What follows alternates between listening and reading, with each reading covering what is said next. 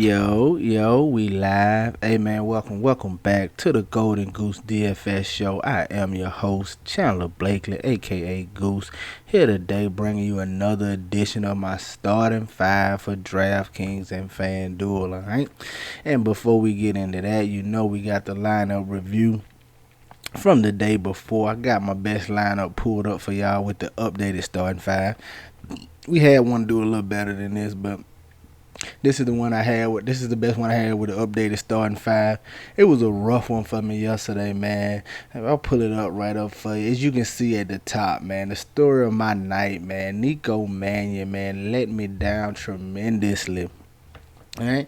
So if you caught the updated starting five yesterday, I went with Nico Mannion, Devin Booker, Jalen Brown, Larry Nance Jr., and Jonas Valanciunas. Let's start right up at the top with the guy who murdered my night, Nico Mannion. Man, I don't know what happened here, man. We talking about a guy who he was seeing about 17 to 20 minutes with Steph Curry playing. We just knew for a fact. I felt that. I ain't gonna say we knew because it didn't happen, but I felt that he was in line for probably about 20 to 25 minutes tonight. Even when we got the news Jordan Poole was starting, I wasn't too concerned because I figured, at worst it may be a split, or at worst he just gets 20 to 25 minutes. But Jordan Poole got all of the run, man, and I didn't want to go there because once he got the news he was starting, he was that super chalky last night. I think it was like 60+%. So I wanted to stay with Nico Mannion here for one because I figured he would still get playing time. And two, if anything happened, like Poole get in foul trouble, anything of that nature, he still would be in line for, he could be in line for a bump in minutes. But no way did I think he would get 14 minutes, man. Just 14 in a game they was winning pretty easily. They put the Grizzlies away. It's just bad luck, man. It happens. You take your chances, and sometimes they don't pan out. I see a lot of people was thinking along the same lines as me, as he was 28% on, but at 6 fantasy points, definitely didn't get it done last night, man. It was another high-scoring slate last night, man. Super high. My next pick was Devin Booker. Like the matchup here against the Timberwolves, I felt like the Suns would come back for some redemption today and really put it on the Timberwolves. They did. They won, but it wasn't a blowout. It wasn't as bad as I thought it was going to be, but we got them at 13%. I wanted, with the starting five yesterday, I wanted to go more balanced versus, I know a lot of people were going to be going two superstars and then putting scrubs, trying to hit or miss with the scrubs here and there. I wanted to go more balanced and just throw like one superstar, as you can see with this lineup here. But like I said, Devin Booker, 34, just wasn't enough for the night. Next up was Jalen Brown, man. Loved the matchup, one of the highest totals on the slate. Boston wasn't getting much ownership going against the Kings here. We knew it was a pace-up spot for him. Jalen Brown, I love playing Jalen Brown, man. He's a peripheral guy, and he scores a little bit. He gave us a nice performance here, 45 DK points. Just wasn't enough for it. And like I said, everybody, when you got so many, whenever the chalk hits like that, if you're not in on it, it's always going to be a rough night for you, man. So some of the chalkier plays I didn't play, and they really went off. So it happens. I probably should have stayed more balanced with more of my Wiggins and Aaron Gordon. Y'all saw the video yesterday. Y'all know I was on Wiggins and Aaron Gordon. The problem with that was I had Nico Mannion in lineups with those guys, so really killed those guys too. Now Nico Mannion was the headache for me last night. If I just get away from him, we probably cash some more, but it happens. That was Jalen Brown. The next pick in the starting five was Larry Nance Jr. Just too cheap. Plus the time he was getting, we was going to lock him in regardless, man. At 5,200, 55% on. I wasn't worried about the ownership. 21 DK points. Didn't kill us, but definitely wasn't putting you in the money last night. And then rounding out with Jonas Valanciunas. This the play I'm really upset about here, man. 7% ownership, 38 DK points. He was crushing, man. But, I don't think anybody saw the Golden State Warriors beating the Grizzlies that easily last night, so they pulled Valanciunas kind of early. He only played 25 minutes, so that kept him down, man. If he get closer to 30 minutes, he put up 45, maybe 50 DK points. But that happens. Rounding out my lineup, man. Like I said, wanted to go get one superstar in there. I went with Luka right here at 27% ownership. Great return on the 64. One of the highest scoring guys on the slate last night. We'll take that from Luka every time. Then feeling like the bottom, I wanted to get a little more different with my value plays here. I wanted to go to Nas Reed here since I already had Devin Booker. Just trying to bring a run back in case, my thinking that the Suns put him away early, get up big, and Booker will have something to do with it. Then I'm thinking maybe if that happens, Cat them get pulled out of the game, Nas Reed will see a little more run. Even if he didn't see a little more run, Nas Reed is a guy who can get it done for you in about 15 to 20 minutes. So got him at 1% here, just trying to get away from some of that Bazemore chalk and stuff like that. But probably should have went those guys, Lees and Damian Lees and that thing from the Warriors, as all those guys went off except for Nick Mannion.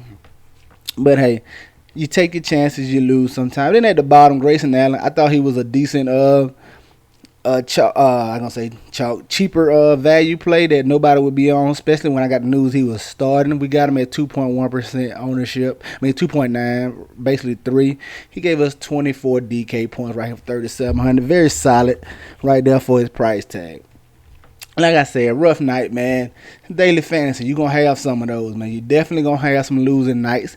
You just got to bounce back the next day, and that's what we intend to do. So let's go see what I got cooking for y'all over on Draftkings tomorrow. And while I'm doing that, man, hit the subscribe button, hit the like button. Don't forget, post any questions you have in the comment section or on Twitter, man. I answer any of your fantasy questions throughout the day, all right? Coming in on DraftKings tomorrow. Opening up at the top. I want to go Tyrese Halliburton. That's right. I'm trying to get different because I know Jordan Poole is going to be locked in. It's a 4-gamer. It's going to be tough to get different, man. Ownership is going to be up across the board. So you want to try to pick your spots and get a little different in. And I'm going Tyrese Halliburton right here because, 1, I know everybody's going to be on Jordan Poole again. 2, I got a sneaky suspicion it'll be Nick Mannion's turn tonight. Watch that. I for some reason I feel like just because he didn't play last night, nobody's gonna be on. I got a feeling Steve Kerr roll him out there tonight, and he puts up a good night for us at his price tag. So I'm a little hesitant about that Golden State Warriors backcourt order. We'll have to see how it pans out. That's just a gut feeling. It doesn't come from anything. Like, I don't got any inside news that Jordan Poole's gonna play less minutes. There's no reason for me to even think Jordan Poole play less minutes. But just a feeling I got that it might be a Nico Mannion night. We'll see. With that being said, man, I like to trust my instincts, so I'm trying to stay away from this. And Tyrese Halliburton's a spot I want to get different at. Been seeing 30-plus minutes with Bagley out. He's a very solid producer, man. He does a little bit of everything. A little rebounds, a little assists. We just need him to be a little more aggressive tonight and try to look for some more offense. And if he can find his shot, man, he can give us a nice return at his 5,700, all right? Coming in at shooting guard. Going right back to my boy Andrew Wiggins, man.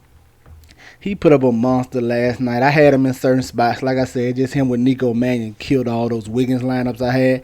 But I like him today, right back in the same spot, same situation.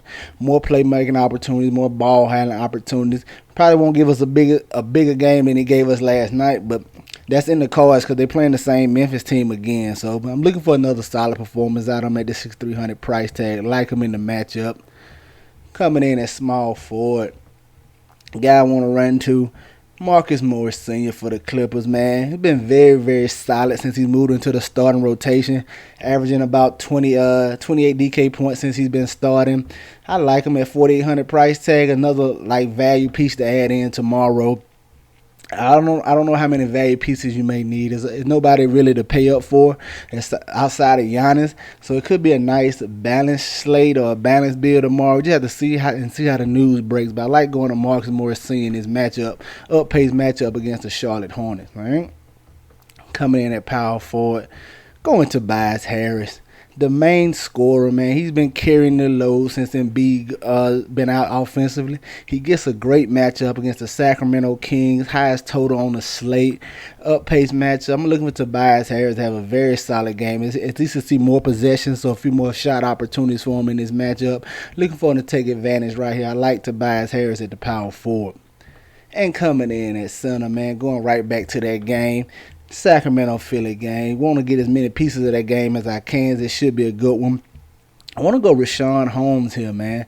Like this matchup, the Philly, just me trying to think about the slate, think about the game. Philly might elect to start Mike Scott at center tomorrow, as Howard or Bradley can't really run with Rashawn Holmes. He's a little too athletic for those guys, in my opinion. They may could, but he's very athletic. The Kings like to push the pace, get out and run.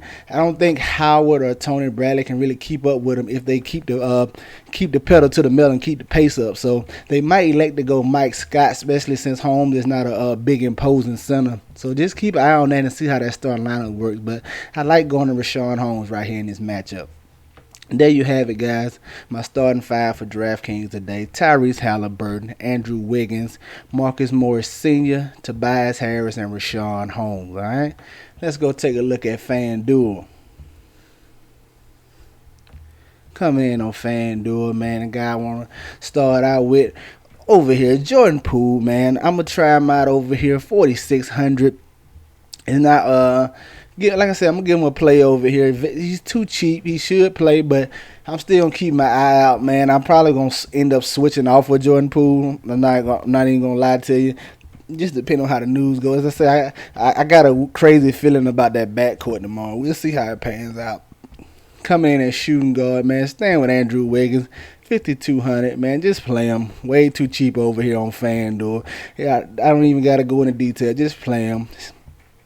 Coming in at small forward, I want to go Chris Middleton here at 7K, man. He's just been middling performance, giving you around 30 to 35 fantasy points over his last few games. So his price has been falling. He has 40-point upside, 50-point upside, man. He's going to see the minutes barring he'll blow out of foul trouble, anything. The price is just too good for him over here on FanDuel. I definitely want to go to him in this matchup against the Spurs. Coming in at power forward, staying with Tobias Harris, few $100s cheaper over here. Gonna roll him out, man. I told you, great matchup against the Kings. I like Tobias Harris to carry the offensive load for the 76ers. And rounding out at center, man, Rashawn Holmes. Just broke it down to you. I think the Sixers are going to have a problem if they're trying to roll Dwight Howard out there or Tony Bradley. He's just too athletic for those guys, in my opinion. But we'll see how it pans out. But I'm definitely going to have plenty of Rashawn Holmes tomorrow in this matchup. All right, there you have it, guys. My starting five for FanDuel today: Jordan Poole, Andrew Wiggins, Chris Middleton, Tobias Harris, and Rashawn Holmes. Get you some exposure to these guys. Get them in your player pool. You know I'm going to have plenty of it, man.